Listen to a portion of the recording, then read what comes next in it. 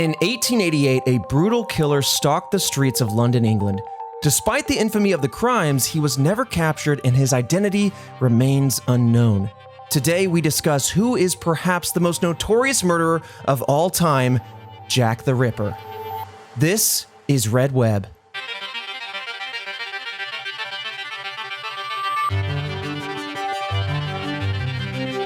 Welcome back to Red Web. I'm Trevor Collins. With me, as always, is Alfredo Diaz. Fredo, we're covering quintessential, the classic, Jack the Ripper. How much do you know about this topic? God. I mean, I just know that he was a very efficient killer. Unfortunate for the victims, and that he did a lot of it. And his story is so famous that it is bled into so many different types of forms of media, TV shows, movies, games, the whole 9 yards, everything you could possibly think of. Like, there has been some mention or something of Jack the Ripper. He's very famous, very well known, but I'm assuming, like myself, most people won't know the intricate details of the story. 100%. I feel like everyone has heard of Jack the Ripper in some way. I mean, this guy was milked as much as any murderer could be milked for cash. But yeah, I mean, very infamous. What's going on? Why do you say milk? I mean, even before, and then you took so long to get to cash. So I'm just sitting here with the picture of people milking Jack the Ripper, and then you added the soundbite. Yeah. Listen, when you milk something for money, you don't harvest, you don't pluck. Yeah, you don't pluck for money. I don't pick the way we speak, my friend. I just use the words in a questionable way, you know? Why would you put it like that? Just a little bit of the Jack the Ripper moo juice. Yeah, well, sometimes you need a little bit of moo juice straight from the killer. As always, when we talk about these true crime episodes, I just want to say here at the top of the episode, for those of you who might be sensitive to the nature of gruesome crimes, this is one such episode. So, I just want to give you fair heads up. We're not going to go into the needless detail of some of the gruesome nature unless it helps with the situation, unless it helps us develop an MO, unless it helps us figure out who they are. But yeah, I just wanted to give that little notice here at the top. Another thing in particular about Jack the Ripper that I wanted to mention, this happened, like I mentioned, in the late 1800s. Yep. So a lot of the information surrounding this case can be a bit conflicting. So what we did here was we did our best to organize all the information at our disposal to make sure that this is as clear to follow as possible. As always, we're going to have some mistakes potentially. We don't know what we don't know. And for this podcast, we go as deep as we can when going into a different case every week. I wish we had the time to really, really dive in and know every single thing. But we dip our toes in. You know what I mean? We're toe dippers. And this is, I think Red Web has become a fantastic place for people to just like figure out the different mysteries. Yeah. And things that they can get into and venture out to dive into it in greater detail. Right. I would assume that this is very, very difficult to really pin down and know the information of because it was so long ago, right? Yeah. Nowadays, stuff like the internet mysteries and everything like that stuff could be tracked a lot more easily. Right. It's hard to scrub things out of the internet, but back then, you burn a piece of paper.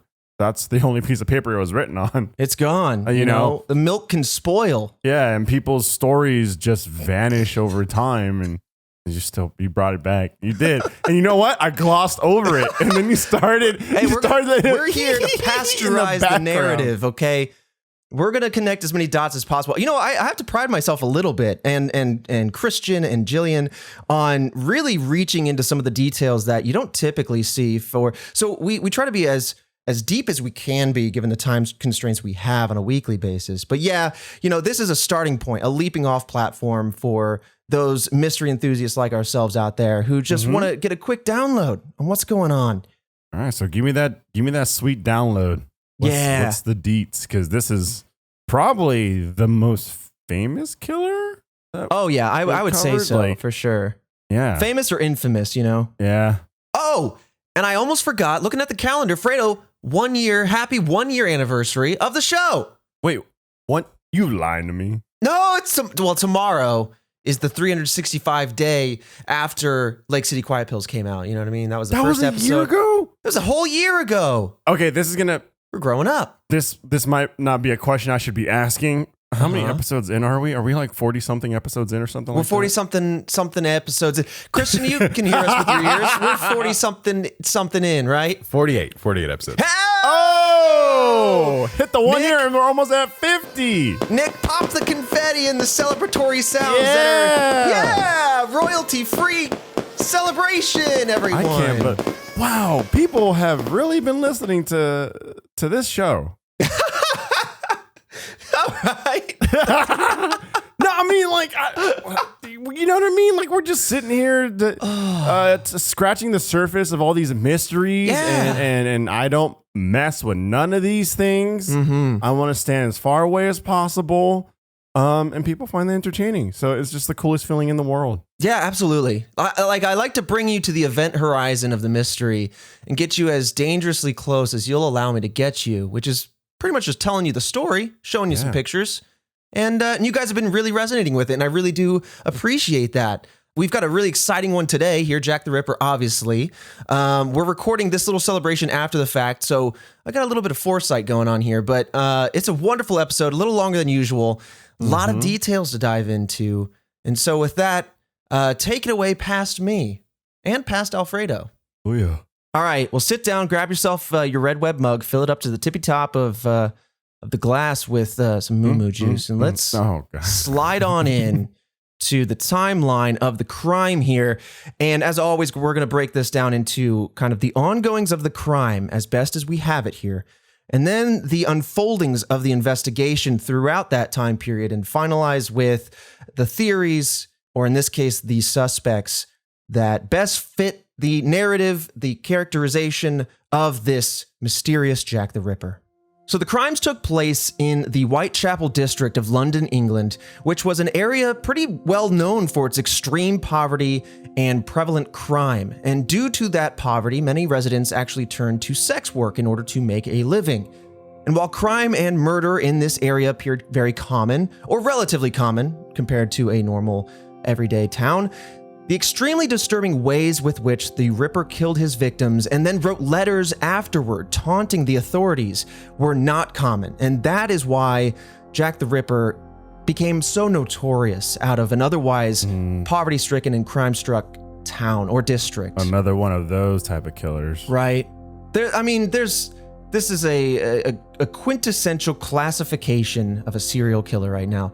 We've covered a lot of people, Zodiac, Jack the Ripper now.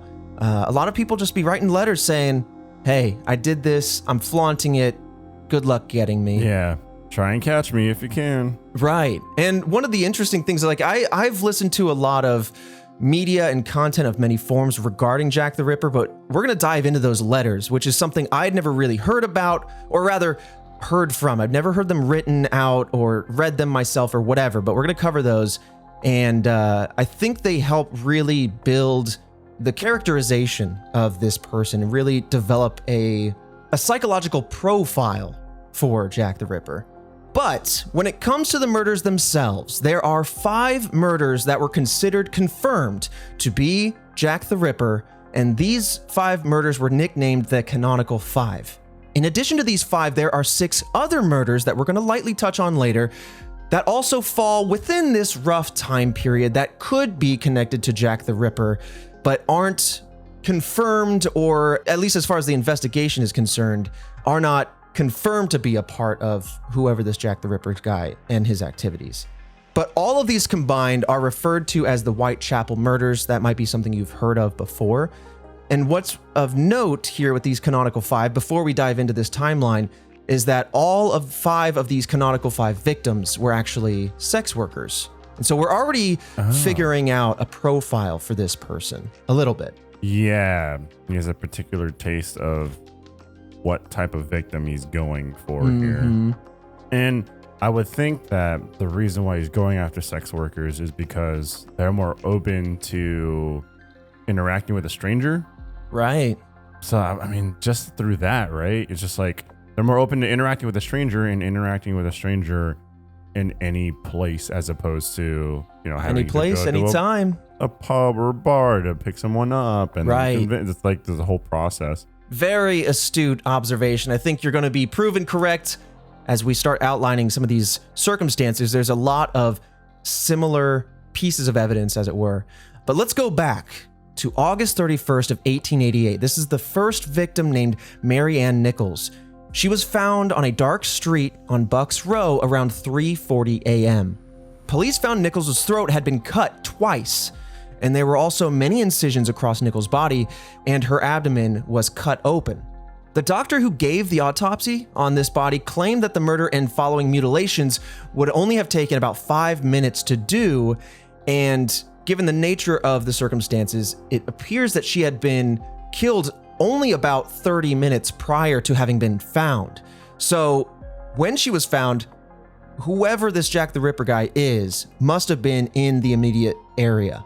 But however, despite the fact that she died so quickly prior to being found, no one in the area seemed to be able to provide the police with any leads. So coming out of that, we have no leads. The police are looking now.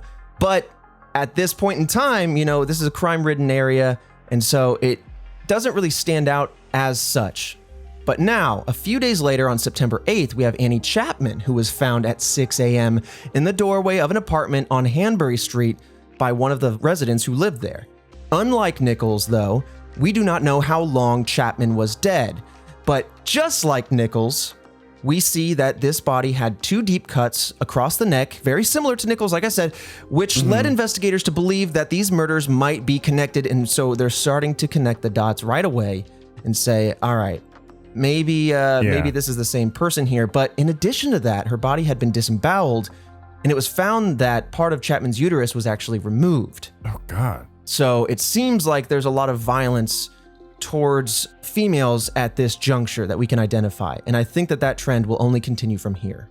Oh, man. I'm sure we're going to get there, but I'd be very interested to see how long until the third kill. If Jack the Ripper is just kind of going, all right, let me rapid fire these out before I start catching on. Right. Yeah, we'll get there. It's not too long after this, but a few things of important note happened prior to the third kill. So we are here now at September 8th. This is when the second kill goes down. Now on September 10th of 1888, the Whitechapel Vigilance Committee formed on this date because of their dissatisfaction with the police force. They were hoping that they could help the police solve the crimes by getting out there on their own. They started offering a reward because the police were not offering one. And they're like, listen, we got to get to the bottom of this. This is clearly a pattern is emerging here, and these are quite gruesome. So they were offering 50 pounds sterling, which would be today, in today's money, roughly 6,600 pounds, or in United States dollars, somewhere close to $9,300. So a not insubstantial reward for a freshly formed committee. So as I mentioned, the police would not offer a reward on this information, and I almost want to say that there was some sort of animosity towards this committee forming, and this dissatisfaction, this lack of trust in the police force, and the need for the committee to form, I feel like is one of those key forks in the road that go to only muddy the waters. I feel like every time there is a situation or an unknown case like this that we look at, there's always one key happenstance that when it happens, I feel it doesn't help the case at all. And in this case, if the police aren't also offering a reward, if they're not following through with this case in a proper manner to the point where people feel like they have to create a committee, and then this animosity forms, there might also be this, we have this information, but we're going to hold it close to our chest because we want to solve. And that lack of communication, I feel like, we want to prove that we're help. Better. And so you have 2 camps with possible important information that could, instead of working together to solve this case faster, there's just egos involved. Right. And I feel like that obviously doesn't go to help the case, but it might actually just hurt an otherwise already difficult case to solve. I can't imagine it. I don't know. I can't imagine it helping the case. You know what I mean? Unless we take some weird turn that like Jack the Ripper had someone on the inside, then it's just like, oh, okay, then maybe keep it in each camp. But I don't think that's a thing. Yeah. I mean, I also want to say I'm kind of extrapolating from my understanding here. They very well could have worked together in a deeper way that I'm not privy to, but yeah, I just it stood out to me because there's always some needless distraction from the crime at hand, and I feel like this might be one of those here. Instead of everyone joining hands and working together as humans being humans. But we have the first letter coming through here now, or just not too long after this time period. The first letter sent by the Ripper was called Dear Boss because of the way it starts, and it was sent to the Central News Agency of London on September 27th, almost 3 weeks now after that second murder took place. At this point in time, there were hundreds of letters sent, and they all claimed to be from Jack the Ripper. Damn, already? Even back then, people were just like, I'm Jack the Ripper. Right. I mean, okay, I don't think there was a name for Jack the Ripper. We know now what the name is, but a lot of people were coming out writing letters saying, just like they did throughout the following decades and all the way up to today, it was me, I did it. It's just weird. It's very strange indeed, but never understand that behavior. Yeah. Now, of these many hundreds of letters, it seems like 3 of them stand out to people that study Jack the Ripper are called Ripperologists, it seems. Okay. Now, to these experts in this topic, 3 stand out as being authentic because of a couple different reasons. The way they write, the information that they have, and a lot of other extenuating factors, I think, that we'll continue to go into. The first of those authentic letters is Dear Boss, and that's the one I'm going to read here now. I'm going to read it as it's written. It's a bit of a struggle because there's some questionable grammar throughout and some misspellings, but like I said, I'll try to keep it as to the written word as it is. So it says, Dear Boss, I keep on hearing the police have caught me, but they won't fix me just yet. I have laughed when they look so clever and talk about being on the right track. That joke about Leather Apron gave me real fits. I am down on whores and I shan't quit ripping them till I do get buckled. Now I have to imagine, I'm pausing for a second, that this is maybe some slightly archaic vernacular happening here, and I'm sure some sort of English or otherwise nearby accent being affected. So it sounds strange to me. It's like I said, it's going to be difficult to read, but I digress. Back to the letter. Grand work the last job was. I gave the lady no time to squeal. How can they catch me now? I love my work and I want to start again. You will soon hear me with my funny little games. I saved some of the proper red stuff in a ginger beer bottle over the last job to write with, but it went thick like glue and I can't use it. Red ink is fit enough, I hope. Ha ha. The next job I do, I shall clip the ladies' ears off and send them to the police officers just for jolly, wouldn't you? Keep this letter back till I do a bit more work, then give it out straight. My knife's so nice and sharp, I want to get to work right away if I get a chance. Good luck, yours truly, Jack the Ripper. Don't mind me giving the trade name. P.S. Wasn't good enough to post this before I got all the red ink off my hands. Curse it. No luck yet. They say I'm a doctor now. Ha ha. And that ends the letter from Jack the Ripper. And it sounds like he even gave himself a name and kind of says, hey, I hope you don't mind me naming myself. Yep. And this is henceforth why this person is known as Jack the Ripper. Interesting. And so we believe this to be Jack, like Jack the Ripper. It is believed that this is an authentic letter from Jack the Ripper. And there are some clues in here, right? He's saying what he wants to do next that we want to keep an ear out for when we kind of outline the following victims.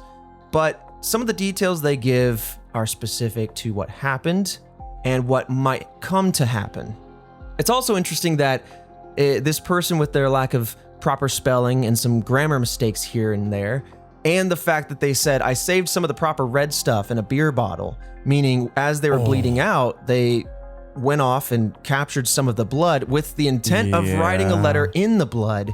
But by the time they wrote it, the blood had kind of coagulated. So this, I don't know if this is common knowledge in the late 1800s, but it could show the level of understanding that this person has. And I think that that's important to remember because in this PS here, they're kind of laughing.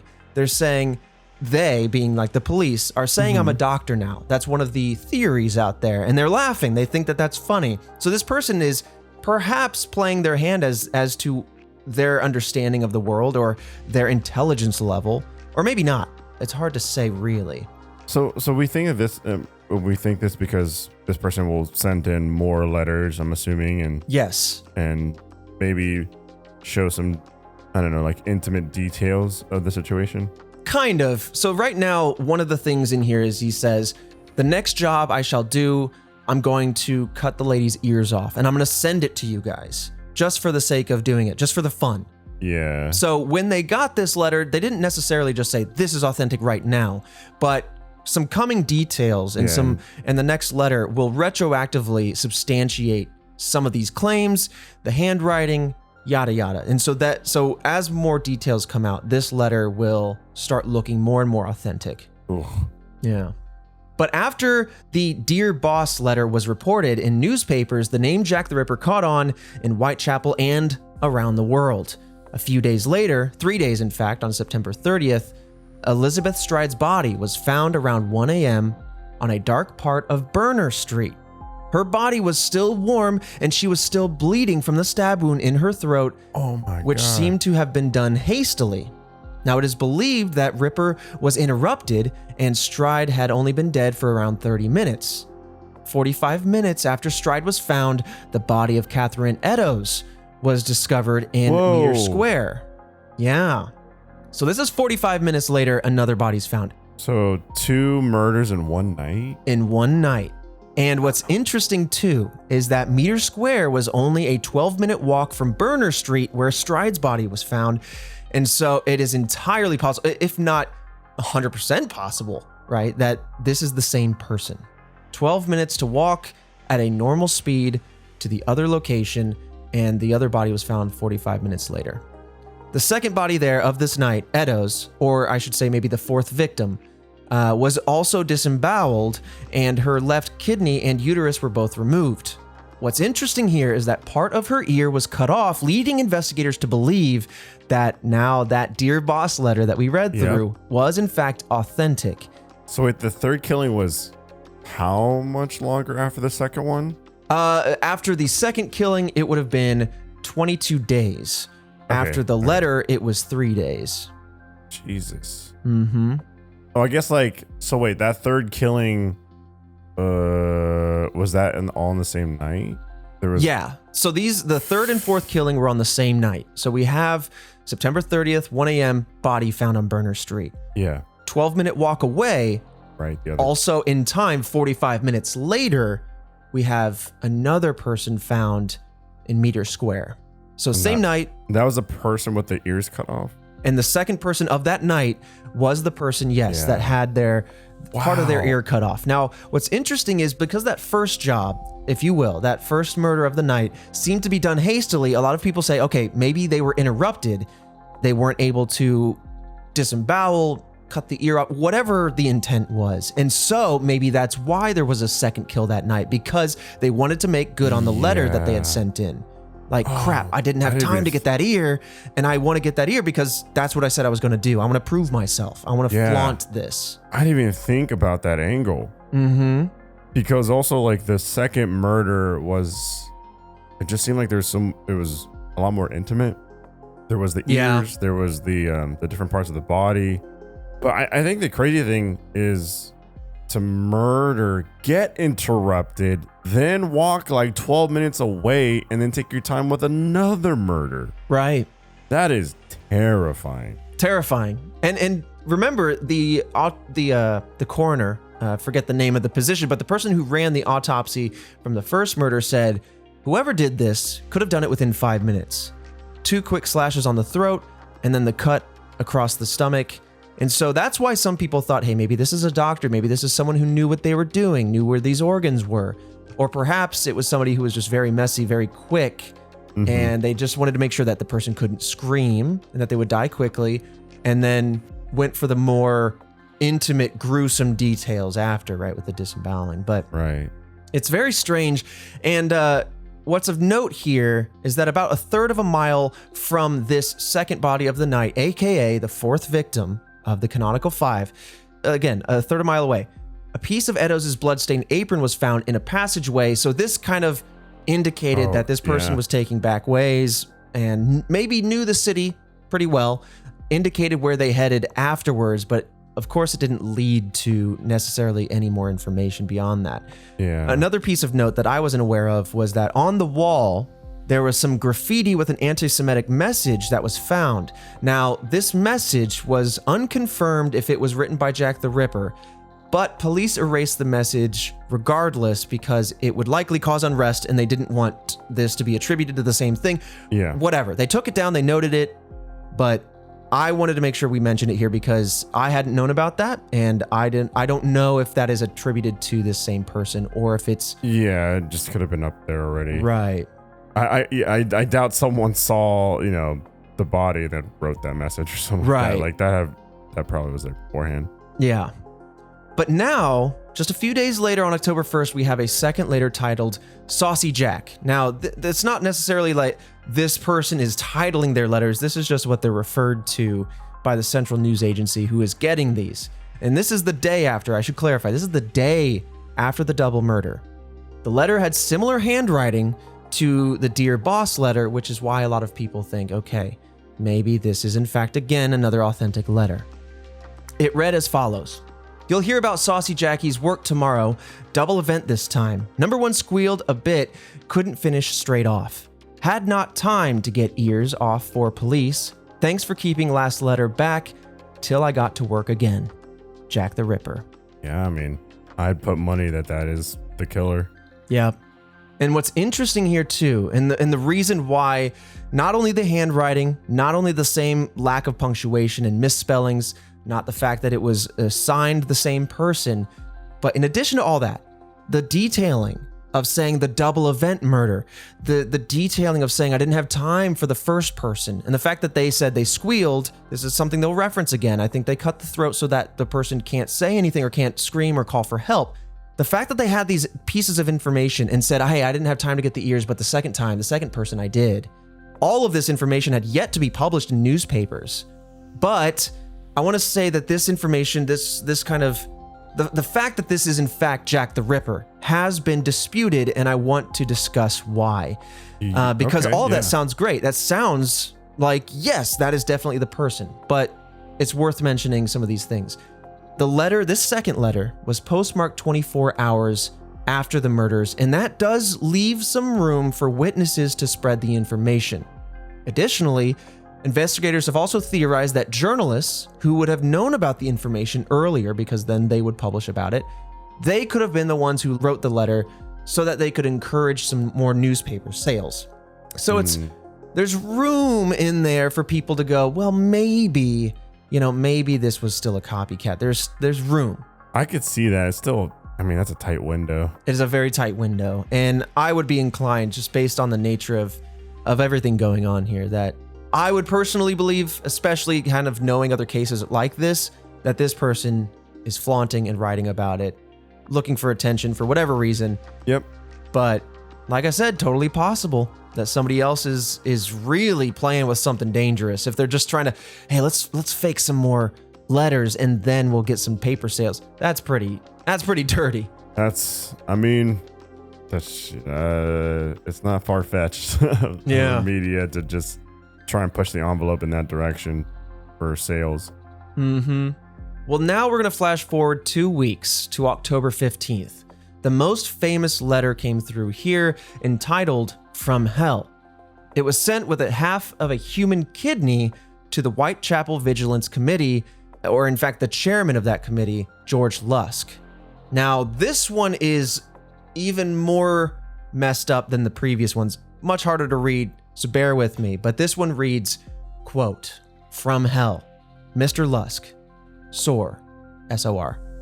I send you half the kidney I took from one woman, preserved it for you, t'other piece I fried and ate. It was very nice. I may send you the bloody knife that took it out if you only wait a while longer. Signed, Catch Me When You Can, Mr. Lusk.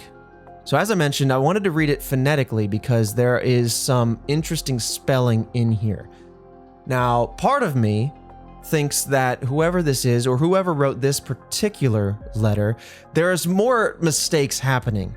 And so that kind of stands out. But it also seems like whoever's writing this is writing phonetically, as in they're sounding things out in their accent. And I don't know what accent that would be, but preserved was spelled with 2 A's, so it was prosarved. And then when it says the other piece was put together, Tother, tother piece, which almost sounds a bit Irish in a way. Tother piece.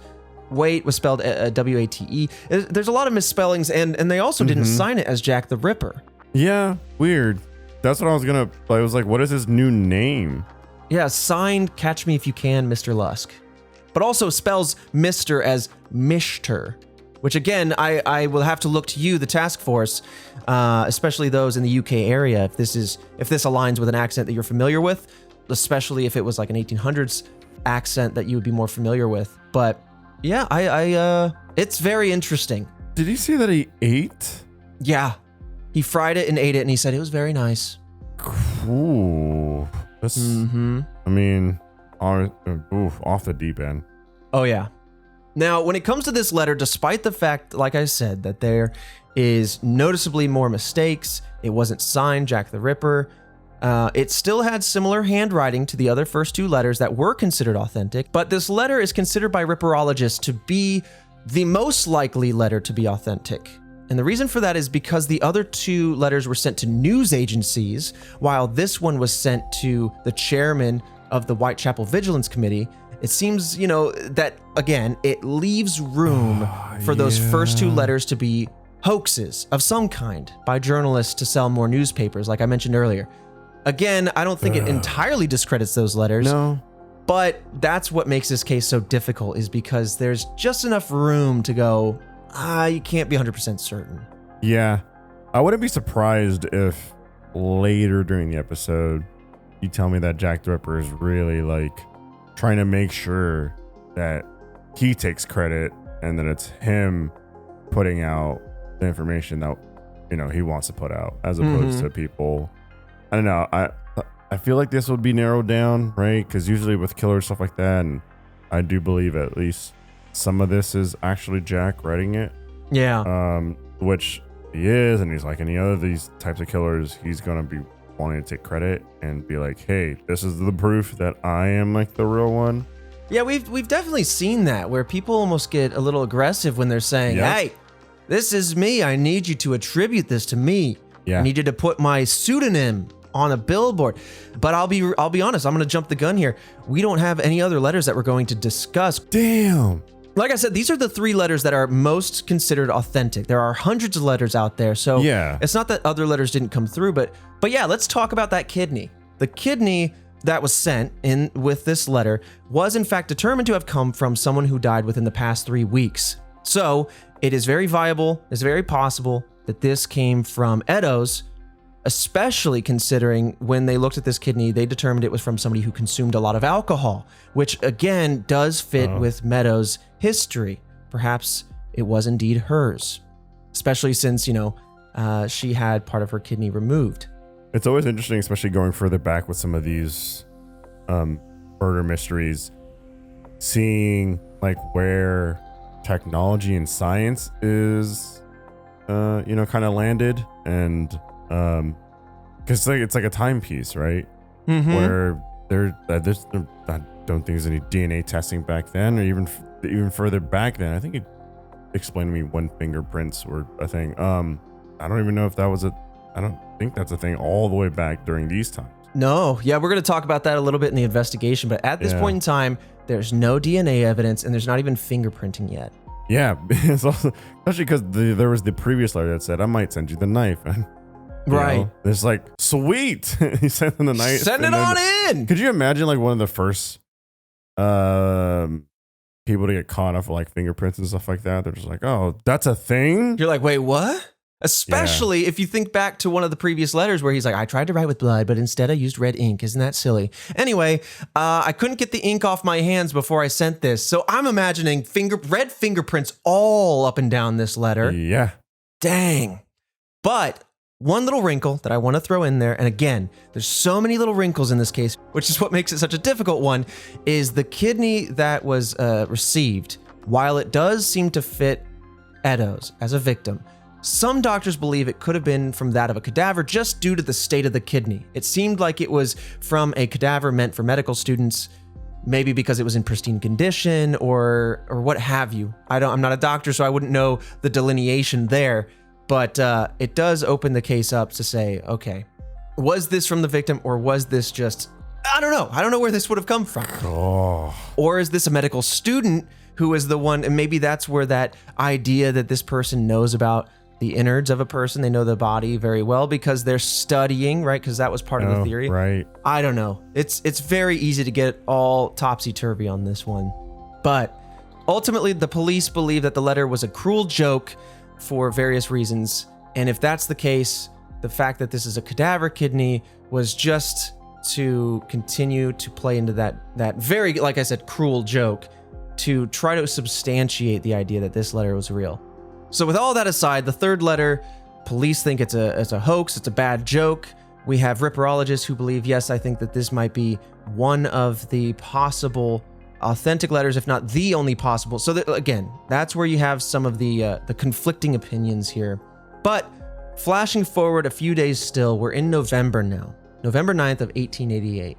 Struggling with the community's criticism over how this case was handled and the weight of this case, the commissioner of the police resigned. So that same day, November 9th, Mary Jane Kelly was found dead in her bed at 10:45 a.m., also disemboweled.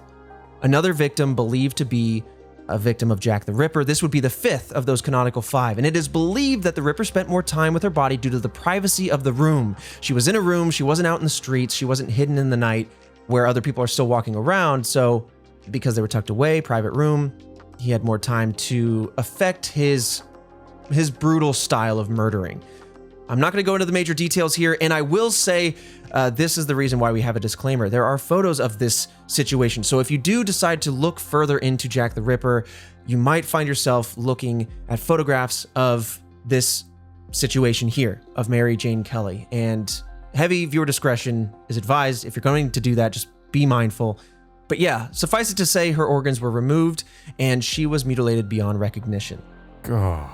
Yeah, it's pretty harsh. This was in a room? Was this also a lady of the night?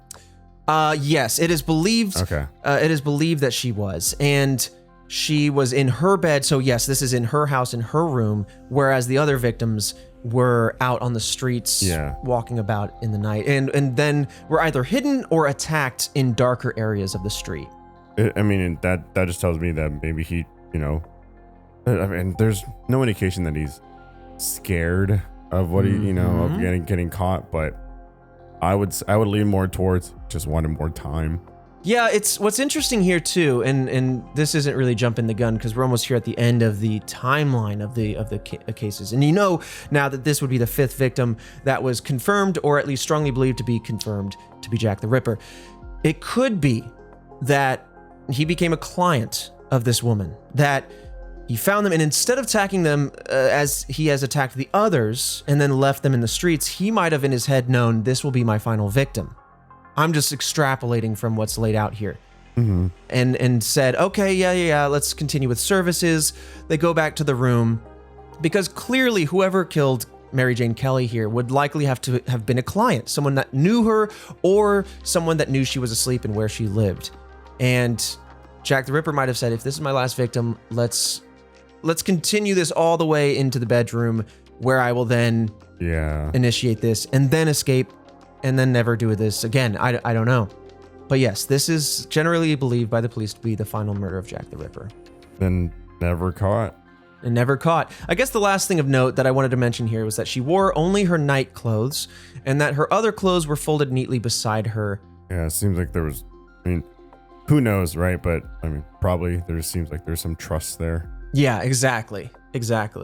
So that was just my conjecture. If you're to stick with the confidence of the police and the authorities to say these are the only five, and this is where the Jack the Ripper kind of just officially stops before he gets caught or what have you, it could be that they wanted to go a little further I don't know, especially if they're out there eating organs or something like that and getting really, really sinister with it. But that's the end of the timeline, as we will discuss.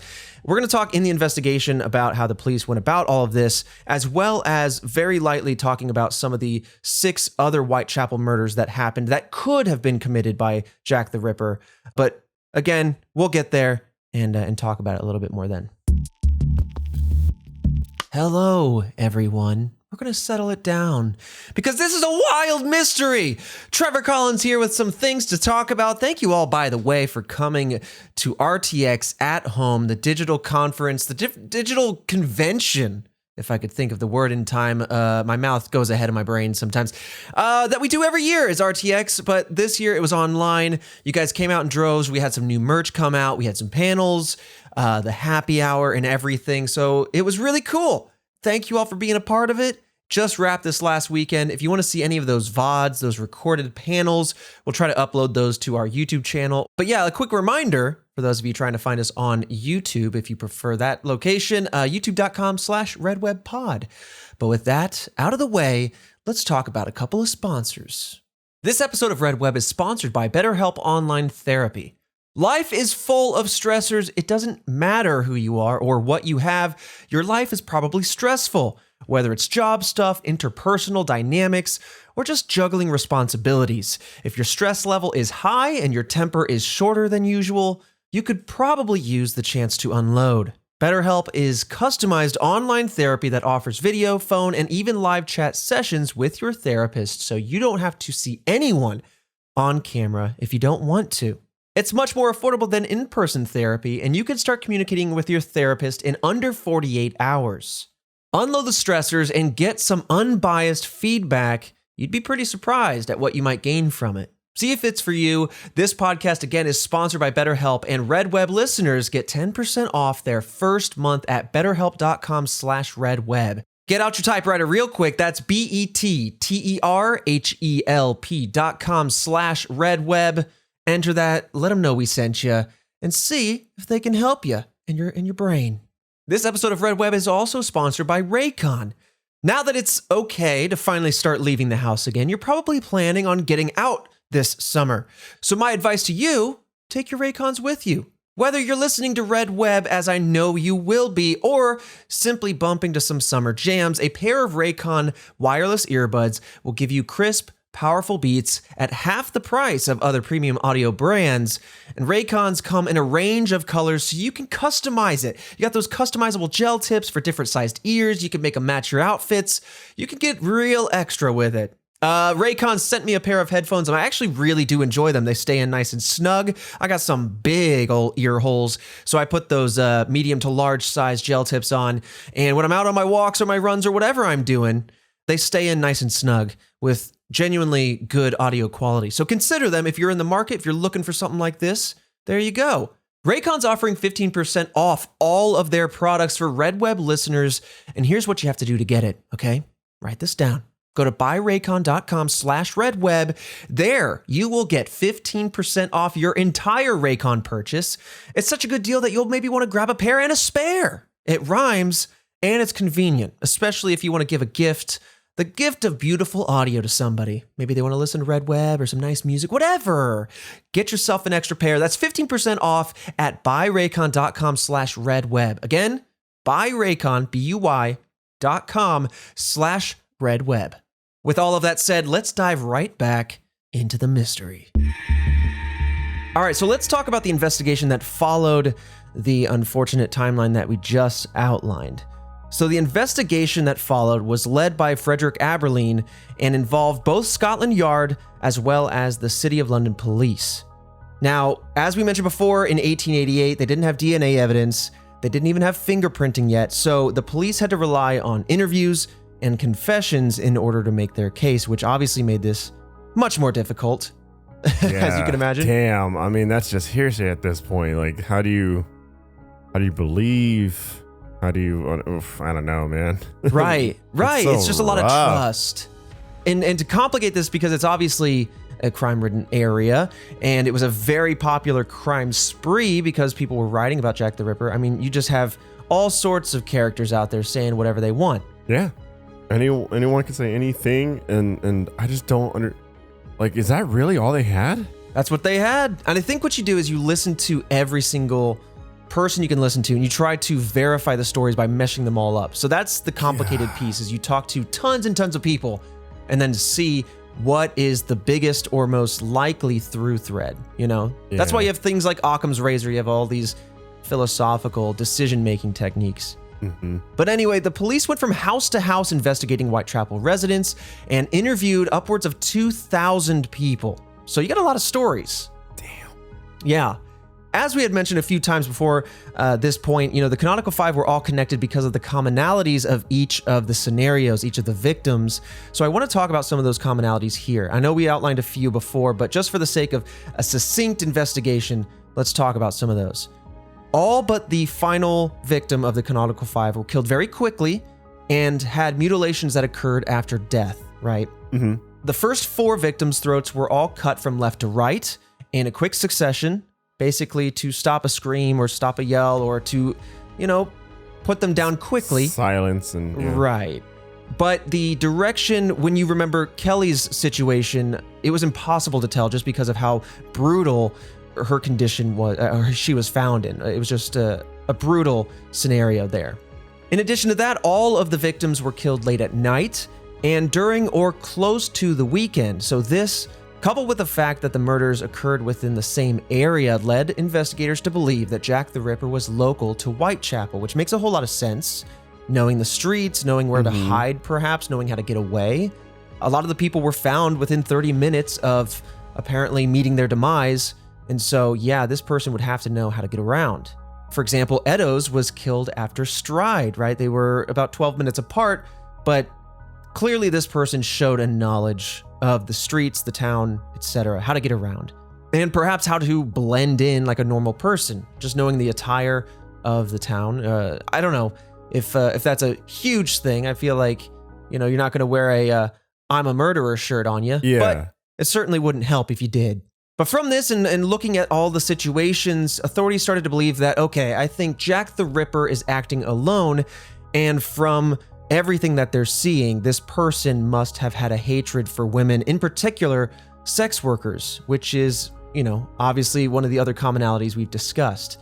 And after looking at each of the victims, it was believed that the Ripper had some sort of anatomical knowledge and or a skill with a knife, because of, obviously the condition the bodies were found in. And thus, many surgeons and local butchers were also investigated by the police. Very smart of them, straightforward. Right, you got to go to the people that know. And what makes this frustrating, though, is much like many of the key elements of this case, the idea that the Ripper had a deeper understanding of the human anatomy has been disputed over the years. There's a lot of people that have looked at this case, both then and now, who just fundamentally disagree on some of the major trends.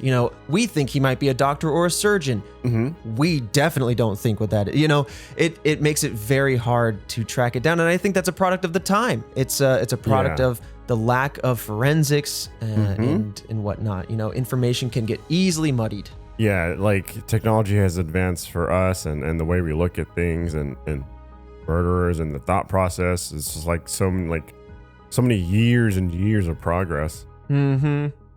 One thing that stands out to me, though, with regard, it does make sense. Hey, clearly this person's removing pieces of organs and consistently, and I guess it doesn't look like he's fishing around trying to find something, so he knows what he's going for. Somebody that doesn't know what a kidney looks like, if they just went in and started removing pieces, they might not remove the same organ each time.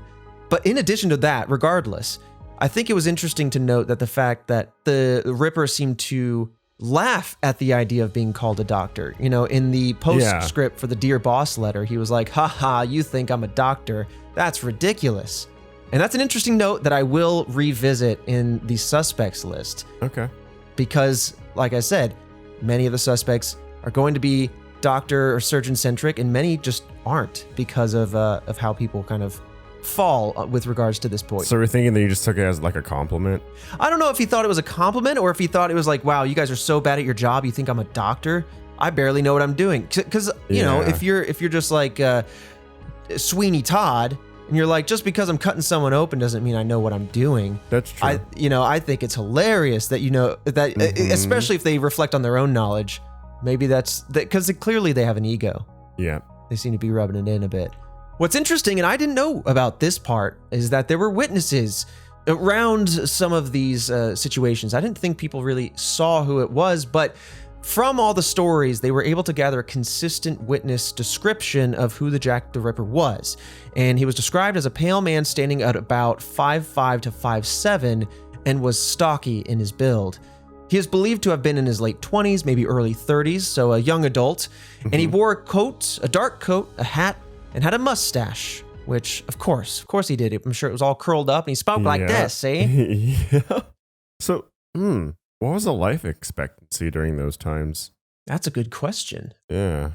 All right, it looks like, just at a very cursory glance, you had a good chance of living to your 50s or early 60s. Oh. Around this time period. I think, life expectancies during that time period tend to be averaged down because of health in children and survival rates of babies and whatnot.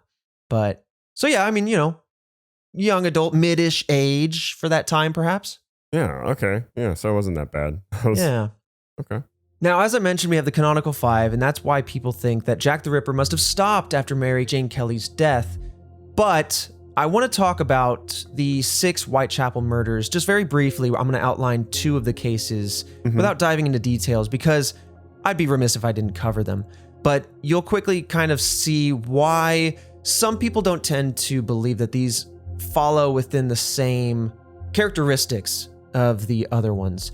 So in September 10th of 1889, this is a year later, a woman's torso was discovered on Pynchon Street at 5:15 a.m. Now, the situation is a little bit different when you look at it. There was bruising on the body, which indicates that the woman must have been beaten before death. And some believe that this doesn't fit the Ripper's otherwise very consistent MO, while others do believe that this was the Ripper, yet part of a second killing spree committed by the Ripper known as the Thames Torso murders. So we're kind of all falling over each other, trying to figure out who's what's and where's. But the fact is, MOs don't tend to shift very often when someone has a very consistent MO. And the fact is, the 5 that we've outlined already happened in a 3-ish month time window, a very tight time window. Yep. And these other 6 murders happened over the course of the following years and were a little bit more spread out and different kind of in their nature. And then on February 13th of 1891, we have the final, actually, of these 6 Whitechapel murders. And this was Frances Coles, who was found very shortly after being attacked and was still alive at the time of being found, though unfortunately she did die before help could arrive. She was probably unable to speak, considering her throat had been slashed. But unlike, again, the Jack the Ripper victims that we had before, there were no other mutilations. And this person was found alive, which is, I mean, we've had people who were found very quickly after being attacked, but yeah, but they're all dead. But it would be interesting to know if this person was able to convey any information. Right. Anything whatsoever. Oh God, it's so long ago that how do you just listen to what people have to say? You know what I mean? Like science isn't at that point. Yeah. I mean, maybe people were just more honest, Yeah, officer, I did. I mean, I gotta say it. I gotta did it. Yeah, it was, it was me. I mean, back then, even back then, everyone was saying it was me, apparently. Apparently. But in addition to this one kind of feeling a little bit like the Jack the Ripper murders, there was a man named James Sadler who had been seen with Coles that night before her death and was later seen that night at 3 a.m. covered in blood. So he seemed like a very obvious candidate for someone who had committed foul play with regards to Frances Coles. In blood. Covered in blood. So from this, we then have the investigation. The police are saying, okay, maybe this guy is Jack the Ripper, because if this is a Jack the Ripper kill, this guy seems to be super caught red-handed, red-shirted, red-clothed at 3 a.m.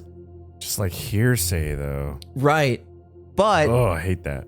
The problem here the problem with that theory, I should say, is that James Sadler was not in town during the Canonical Five murders. And so it is very unlikely that James Sadler is Jack the Ripper.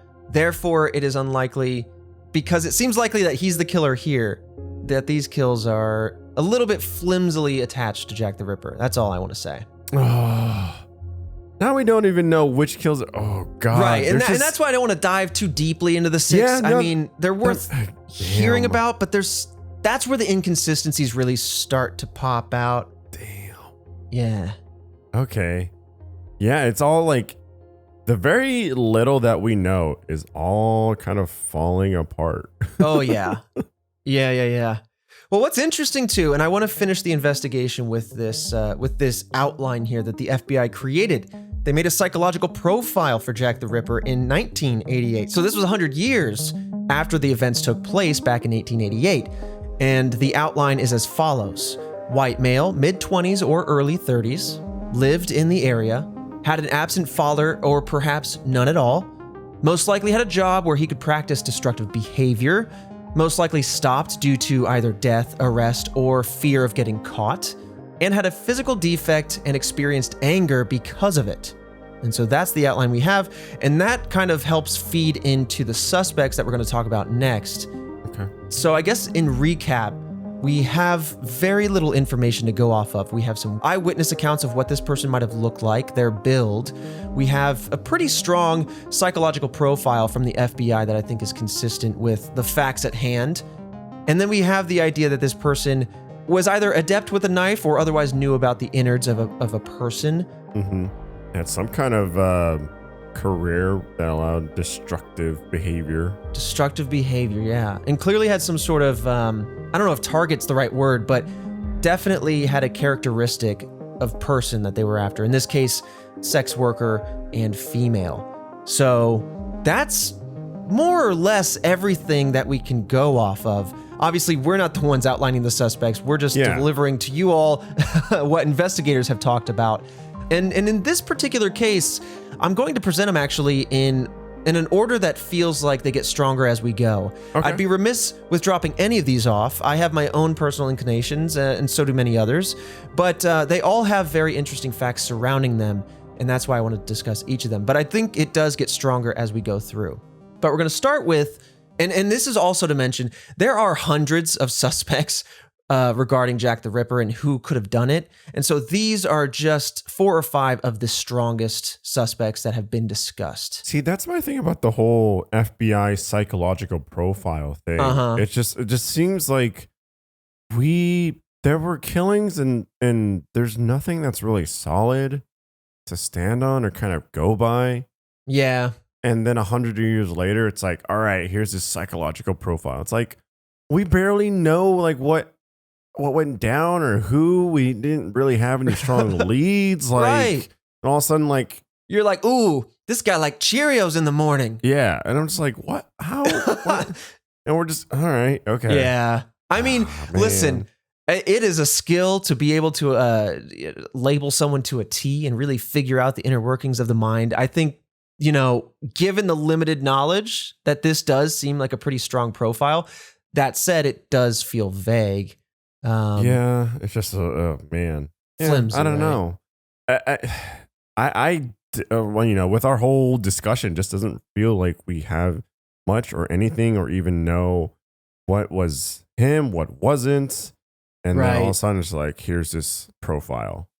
I will be genuinely shocked, truly, if we ever find out who actually was behind this. Just given the surrounding circumstances, it feels like it might be just impossible, that the variables to solve the equation might not exist anymore. Oh, I completely agree. Yeah. And that's, I think, what's so challenging about this. But I mean, fascinating case. Some very interesting things are going to come out here in the suspects. So let's talk about a Whitechapel resident by the name of Aaron Kosminski, who was one of 3 people suspected of being Jack the Ripper by Sir Melvin Macnaghten, who was an assistant commissioner of the London Metropolitan Police. For what it's worth, Macnaghten worked on the case from 1889 to 1891, which does cover the time frame of the 6 additional Whitechapel murders. So it's going to be interesting to hear more about this guy. So let's break down Kosminski. He was known to hate women and sex workers, so we have that checked off.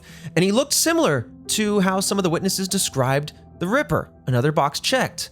Now, here is why I really wanted to start with this guy. He's one of the more recent suspects to come into the spotlight, and there are a lot of people arguing about it, but let's outline it.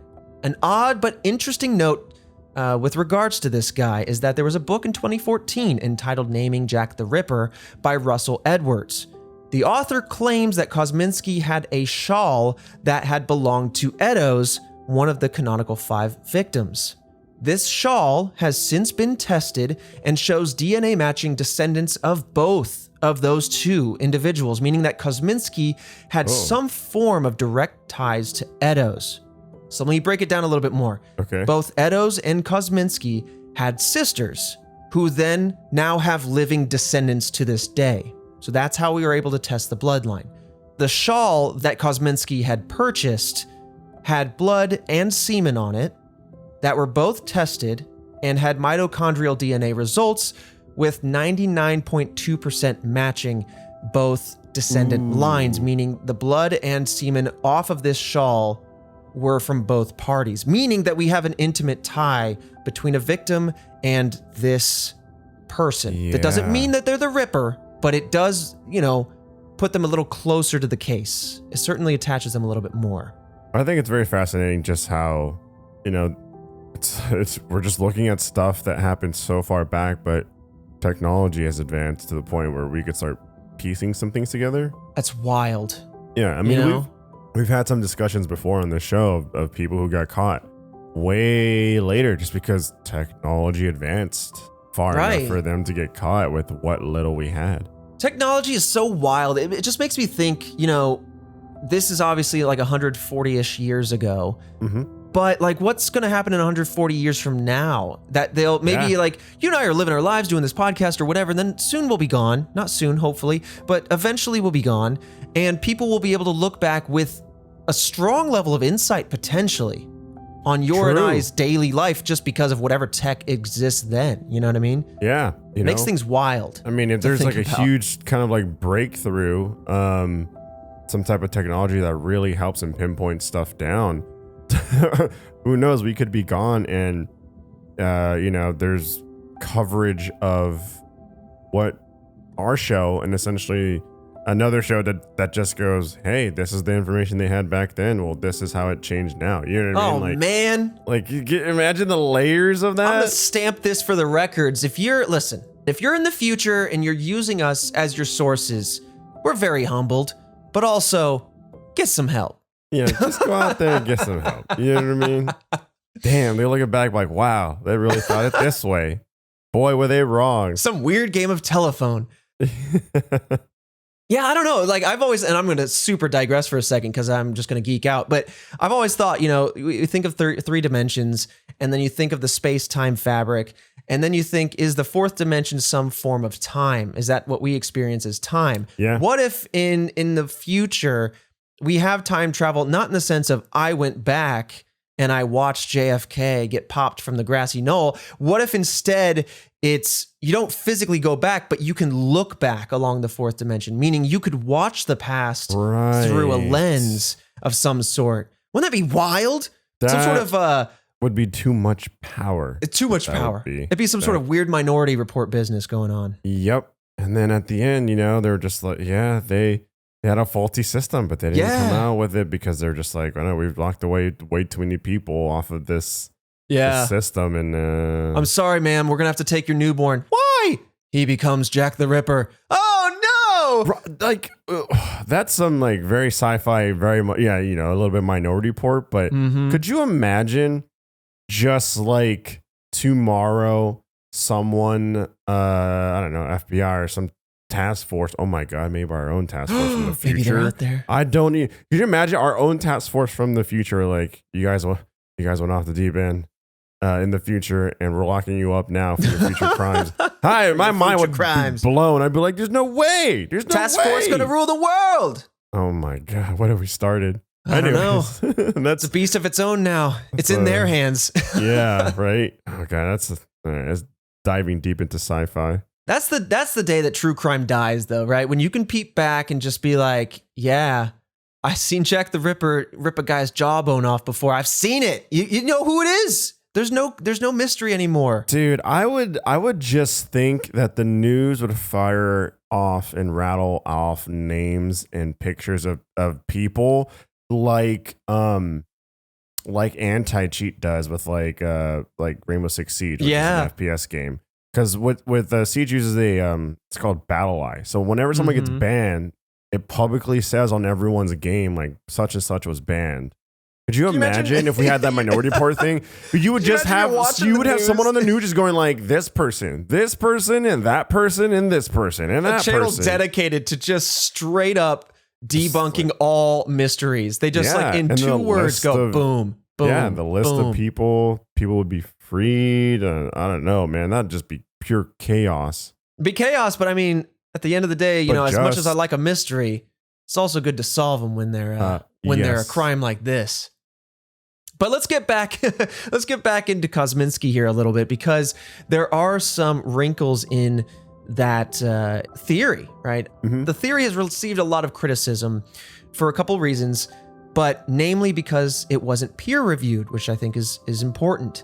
But the biggest issue with regards to this was that there is no evidence that we're aware of that the shawl was found at the scene of a crime. And so yes, the shawl has some sort of DNA evidence attaching these two people, but is it just because they knew each other? Is it circumstantial? I don't know. It's not proven to be part of this crime spree, so it doesn't necessarily attach this identity to Jack the Ripper. But in addition to that, now continuing to build on the wrinkle, is that mitochondrial DNA. I'm going to pretend like I know what I'm talking about for a second. So DNA tests use nuclear DNA. Mitochondrial DNA is a little bit different, but it does have a higher likelihood of getting a false match.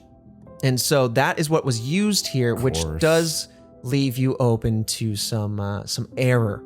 In addition to that, we have the inventor of the DNA fingerprinting, Professor Sir Alec Jeffreys, who also pointed out that in the book, the DNA from Eddowes' descendants contained a supposed rare mutation entitled 314.1C.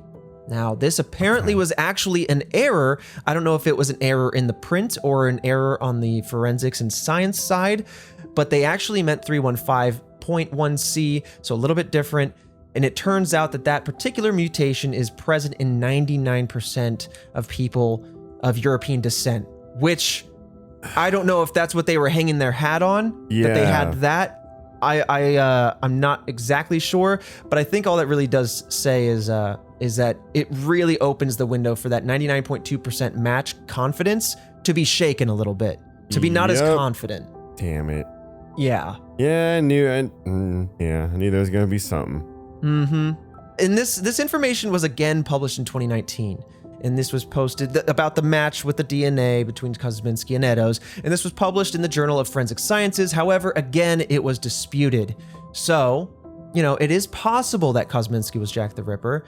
He also matched the FBI profile in a number of ways. But the current evidence is not strong enough to definitely say that it's Jack the Ripper, or even confidently say, in my opinion. Yeah, you can't pin on that. Mm-hmm. But with that said, let's move on to another suspect. We have Montague John Druitt, who was a barrister in Blackheath, London, and was the son of a surgeon. Sir Macnaghten also proposed him as one of his 3 main suspects. And after losing his job in November of 1888, Druitt ended his life at about 40 years old. Macnaghten theorized that this is why the Ripper murders ended, because this was right after that 2 or 3 month run. Those 5 murders that happened just before that. And if those are the ones we definitely say are Jack the Ripper, right, and the others aren't, it would stand to reason, hey, maybe this is why, because this suspect killed themselves right afterward. Well, that would be a guaranteed way to get away with it. That's true. But in addition to that interesting timing at hand, there are a couple other elements that do build an interesting case regarding Druitt. So, 1, Druitt's mother suffered from mental illness, and it was theorized that perhaps Montague John Druitt here also did, and that might have contributed to the situation at hand. It's possible that Druitt had an interest in surgery and maybe even had some form of anatomical knowledge as a result of that and as a result of his father's career as a surgeon. And McNaughton also claimed that even Druitt's family believed that he was, quote, sexually insane and could have been the Ripper. And so from all of this, it seems like he is a possible suspect, right? Sexually insane. Sexually insane. I don't know exactly what that would mean. Yeah. I mean, I'm assuming it would be what Jack the Ripper is. You know what I mean? Yeah, I suppose so. Man, the only thing is just sexually insane. There's just a lot of, I don't know. It's just a lot. You just gotta, God, it sucks.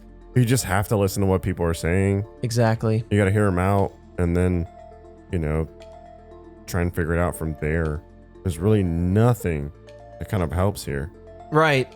One last piece here regarding Druitt.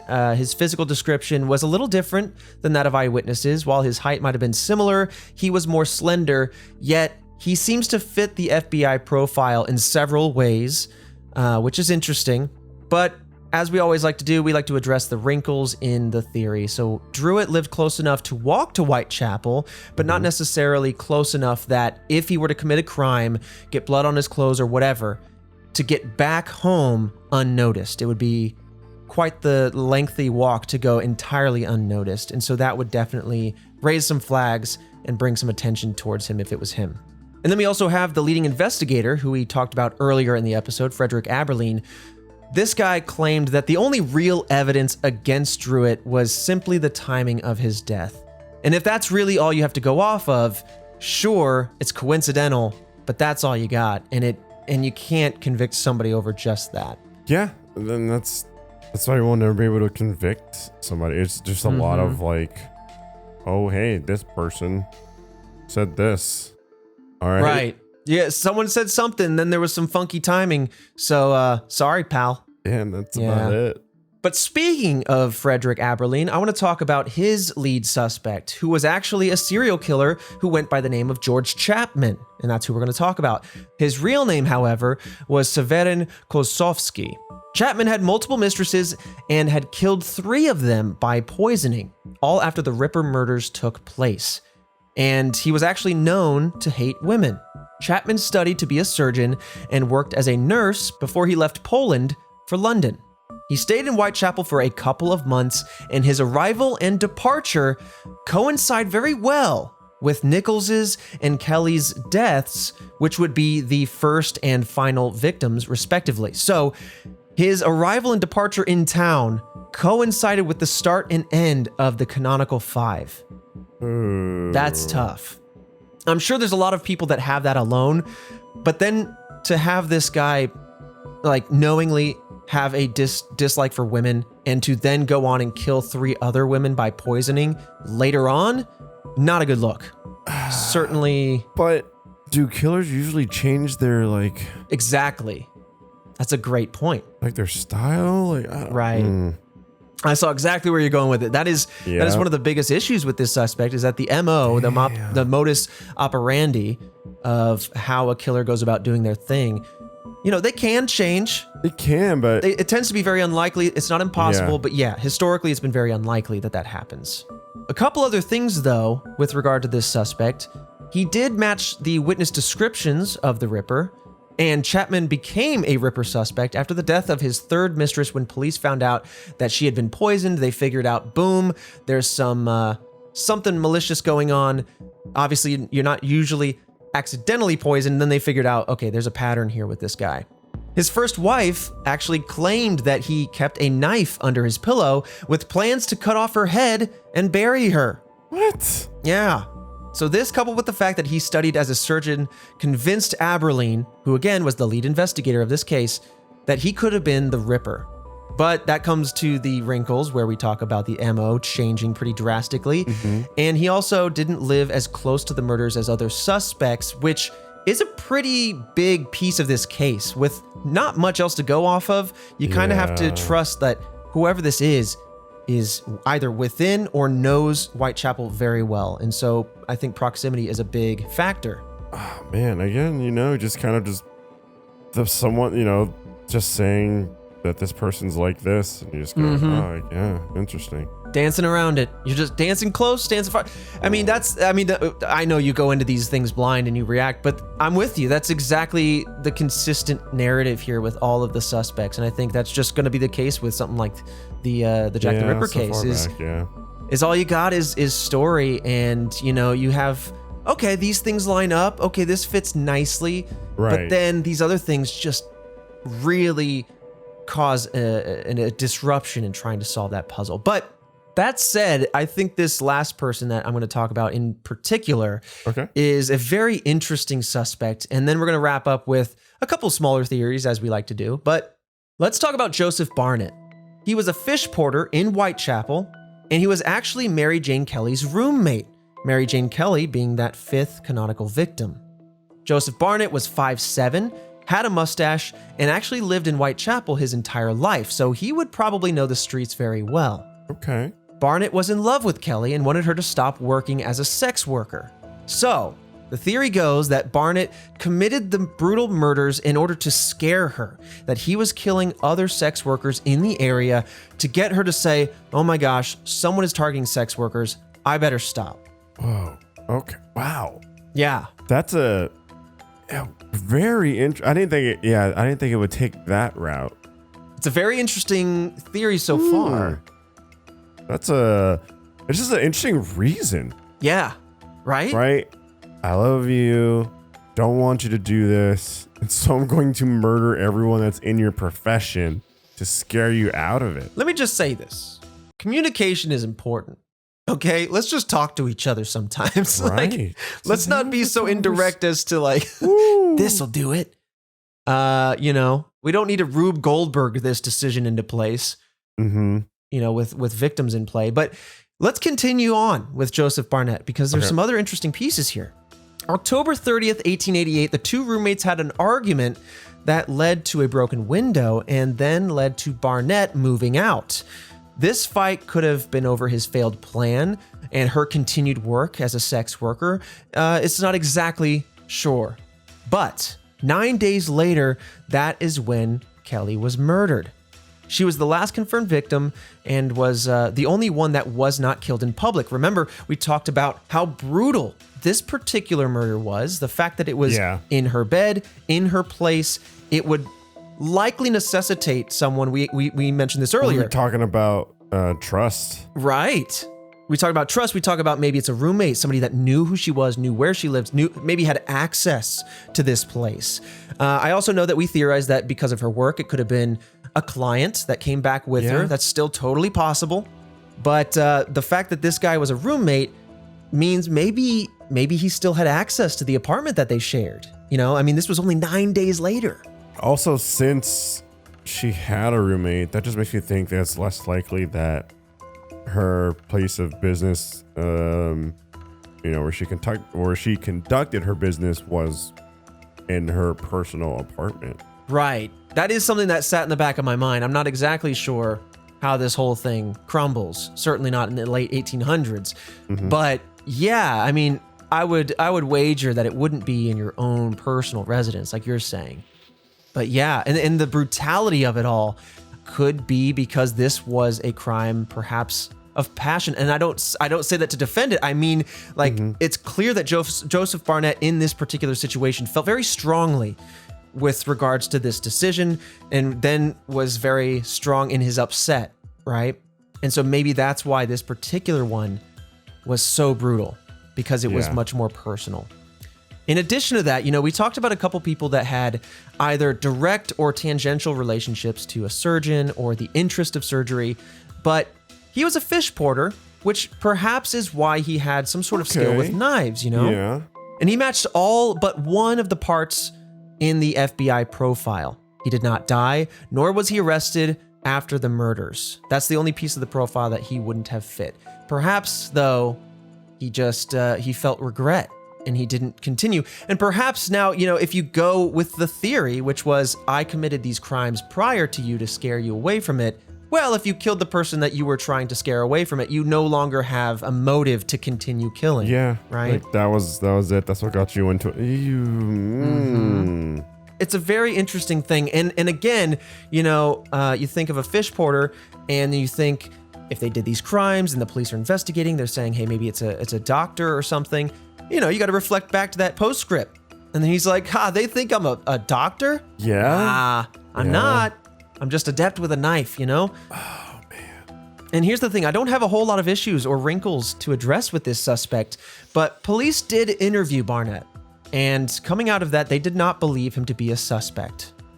That's all I got right there. Oh, okay. I thought there was more. No, I'm flabbergasted. I'm shook. I'm reading this going, What? nah, I don't think this is the guy. I mean, listen, I'm not going to convict somebody. I'm not going to throw someone's name into the mud because I'm just a dude reading about a mystery, all right? But in my humble opinion, IMHO, or whatever the thing is, this guy's got a lot. Compared to the other suspects, this guy is a strong candidate. Yeah. I mean, so to me, the strongest one yet, the one I don't know, I felt more invested in. Yeah. A lot of stuff adding up there. Oh, yeah. I will say, though, in the police's defense, the reason why they kind of stepped away from that thinking, no, I don't think he's a suspect, is because witnesses that had known about Barnett and Kelly say that they remained friends after he moved out. Now, to me, I don't think that that's enough reason to just say, okay, well, everything else at hand is worth throwing away, because people can fake it, especially if someone's out there killing people and then walking amongst other people. It's not like, a wolf in sheep's clothing. And that could have been what happened here. That's so damn. Yeah. Or like a relationship. You know how these go. Like a relationship that says, hey, well, let's break up, but I still want to be friends.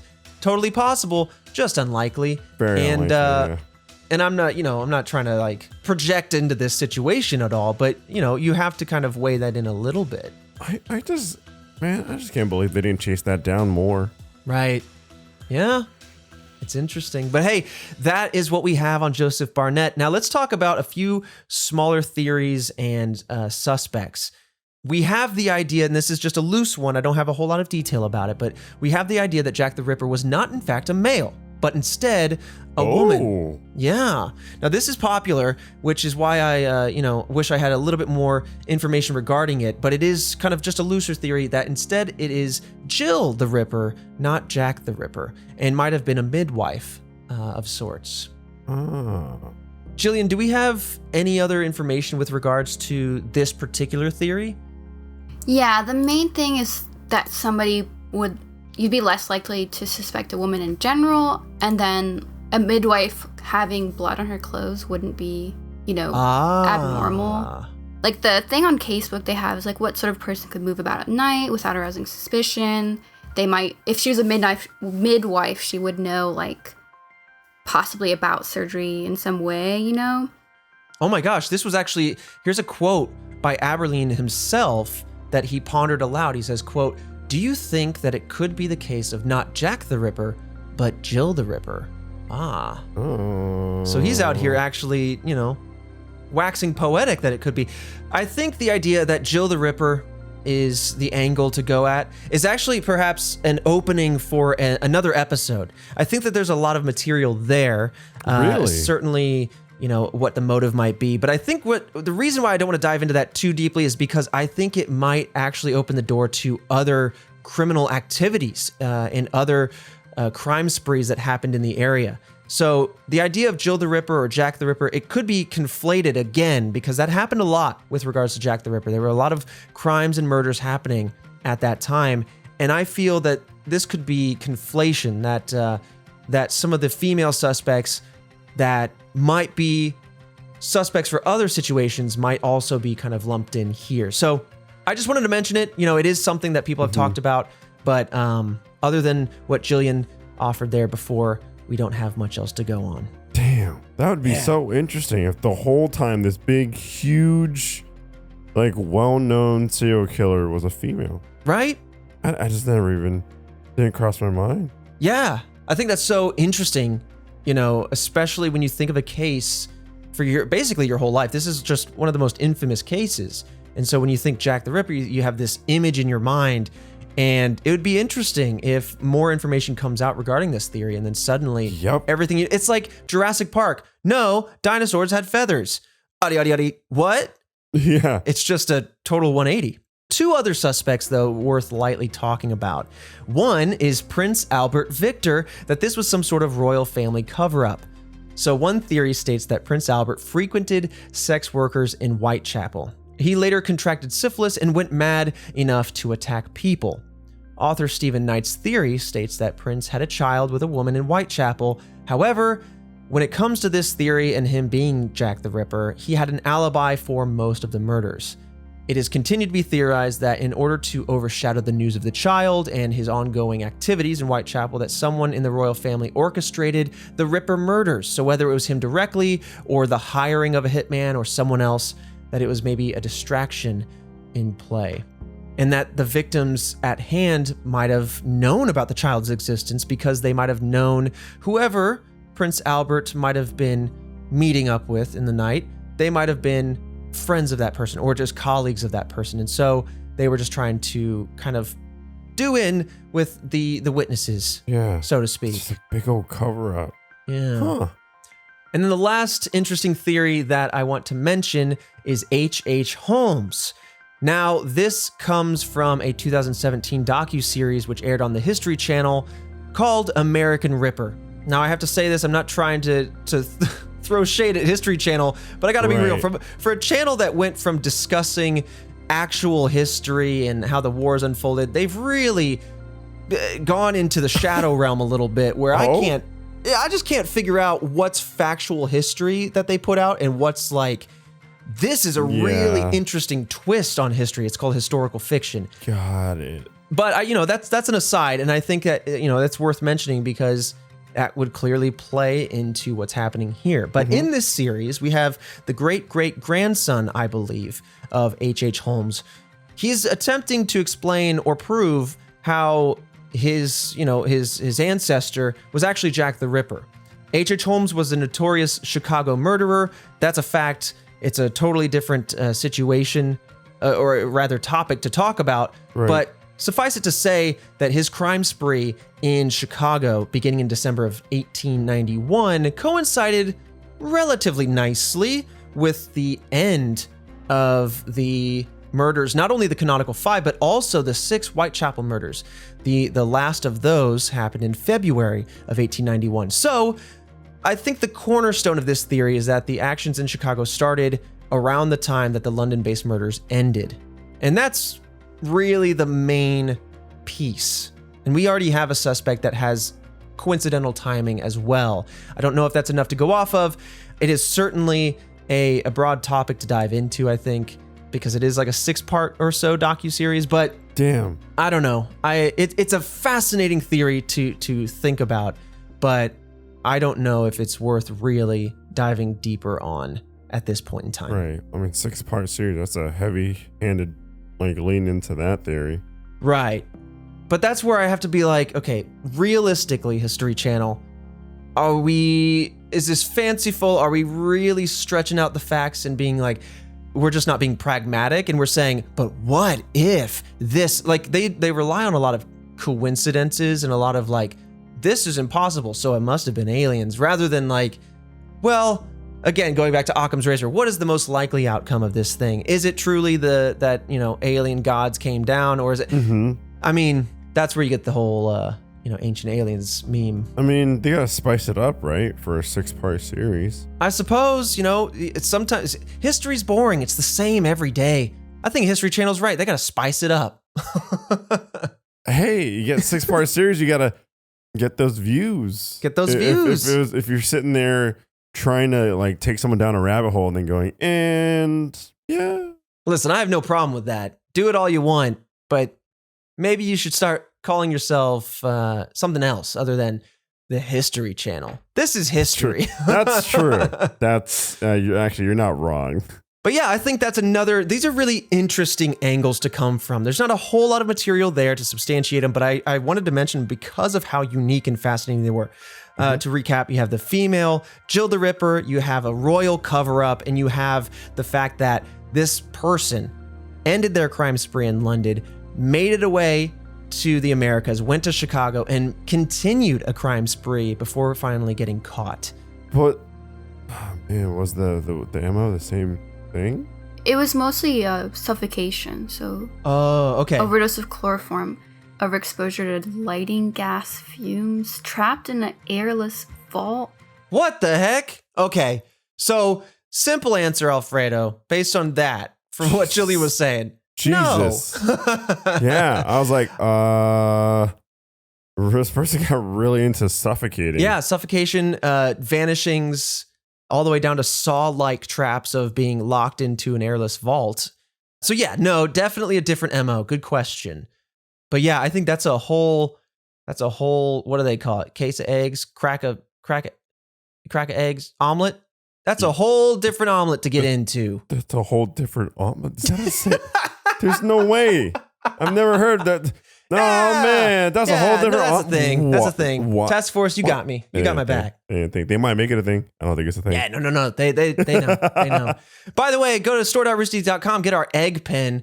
Why do we have an egg pen? Egg. Wait, I want to make that happen now.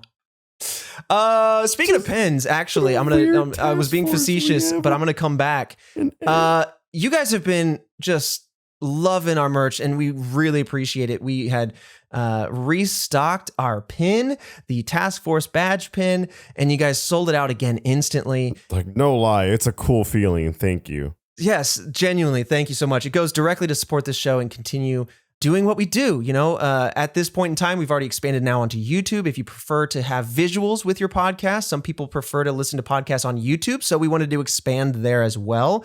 But beyond that, you know, we're always thinking about ideas on how to expand this show, not just as a podcast, but offering other pieces of content within this realm. And so we had a lot of cool ideas. But when it comes to pins, I want to go ahead and just have this open dialogue with you guys. I thought of the idea of maybe doing some serialized pins, right? So doing like a cryptid set. Got like a Mothman pin, a Bigfoot pin, stuff like that. And you can get the whole set, or you can just get individual ones. And then maybe doing internet mystery themed pins or pins based on true crime in some way. And if that's something you'd be interested in, let us know. You can let us know in many different ways. You can go to roosterteeth.com where you can leave us comments. You can tweet us at RedWebPod.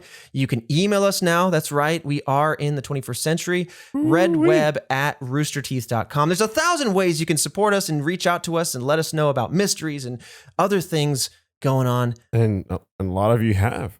And you have. And so thank you for doing that. I really like the kind of back and forth we're able to have around this show. I think talking about mysteries is just something that I'm, deeply fascinated with. And I know Fredo loves them as well. And so being able to talk with you guys and hear about your theories online, just like I love the conversation that keeps going around. It's awesome.